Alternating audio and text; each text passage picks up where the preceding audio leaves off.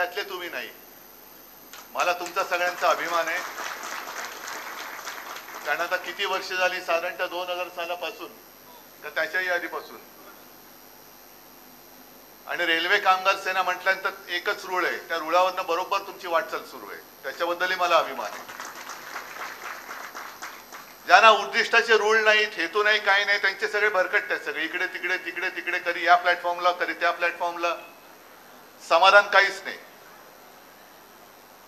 पण तुमच्यासारखे जे काही कट्टर कडवट कार्यकर्ते आहेत, मग नावं तरी किती घ्यायची, जसं बाबी आहेत, संजय आहेत, रमेश आहेत, कितीतरी आहेत, पण सगळ्यांचीच नावं घेत बसलो तर अख्खं भाषण नुसतं नावं घेण्यामध्येच जाईल माझं. पण कसली अपेक्षा न करता केवळ आणि केवळ भगव्याचे पाईक, काही हो पण माझा भगवा मी नाही सोडणार.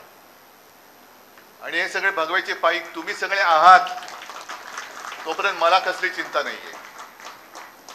अनेक जण जे म्हणतात की यांनी विचार सोडले, त्यांनी विचार सोडले, विचार वगैरे काही सोडलेले नाहीये, सोडू शकत नाही.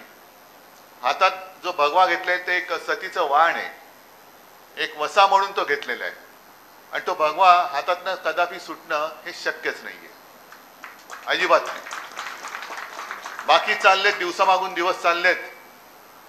आता काल परवाकडे अर्थसंकल्प जाहीर झाला. पूर्वी रेल्वेचा अर्थसंकल्प वेगळा होता, रेल्वे खात्याला एक महत्व होतं. पण हे सरकार आल्यानंतर एक एक संस्था हे मारून टाकण्याचं काम चालू आहे.